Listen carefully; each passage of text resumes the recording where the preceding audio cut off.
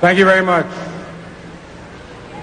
On behalf of the great Empire State and the whole family of New York, let me thank you for the great privilege of being able to address this convention. Please allow me to skip the stories and the poetry and the temptation to deal in nice but vague rhetoric. Let me instead use this valuable opportunity to deal immediately with the questions that should determine this election and that we all know are vital to the American people.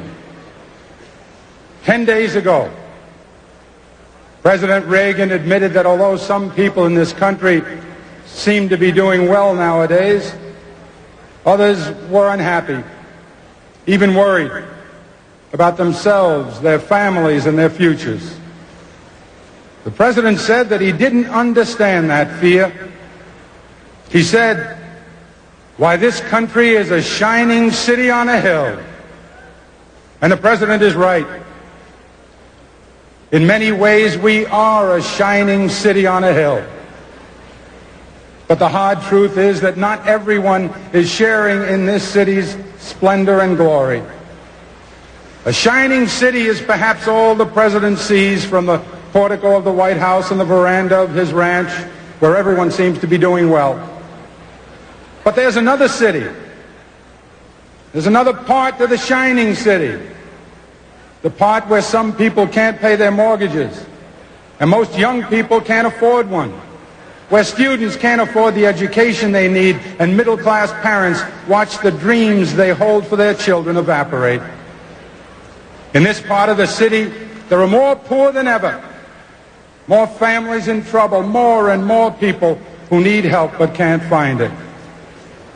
Even worse, there are elderly people who tremble in the basements of the houses there.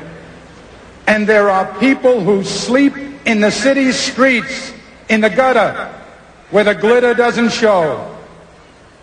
There are ghettos where thousands of young people without a job or an education give their lives away to drug dealers every day.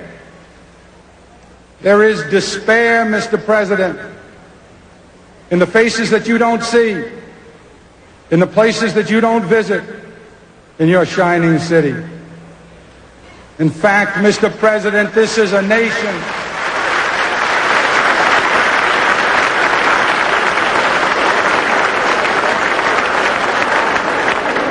Mr. President, you ought to know that this nation is more a tale of two cities than it is just a shining city on a hill.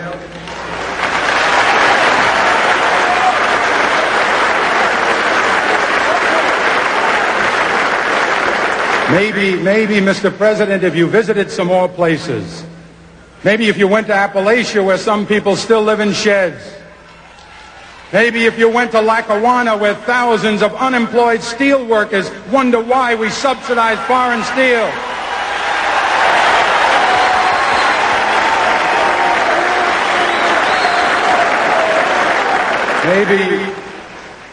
Maybe, Mr. President, if you stopped in at a shelter in Chicago and spoke to the homeless there. Maybe, Mr. President, if you asked a woman who had been denied the help she needed to feed her children because you said you needed the money for a tax break for a millionaire or for a missile we couldn't afford to use.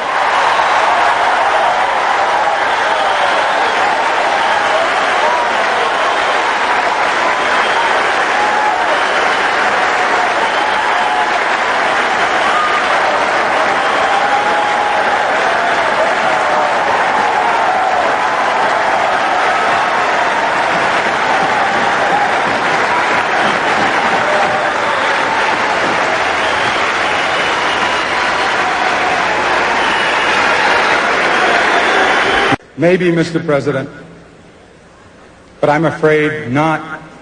Because the truth is, ladies and gentlemen, that this is how we were warned it would be. President Reagan told us from the very beginning that he believed in a kind of social Darwinism, survival of the fittest. Government can't do everything, we were told, so it should settle for taking care of the strong and hope that economic ambition and charity will do the rest. Make the rich richer And what falls from the table will be enough for the middle class and those who are trying desperately to work their way into the middle class.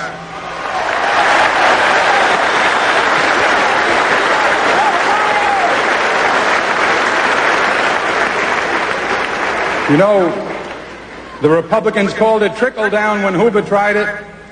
Now they call it supply side, but it's the same shining city for those relative few who are lucky enough to live in its good neighborhoods.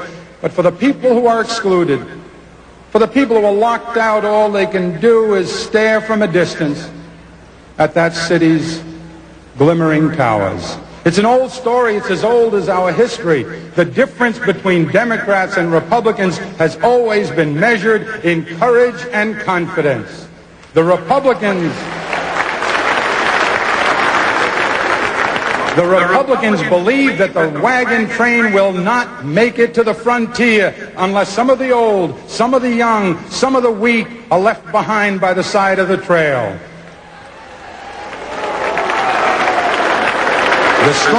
The strong, they tell us, will inherit the land. We Democrats believe in something else. We Democrats believe that we can make it all the way with the whole family intact, and we have more than once.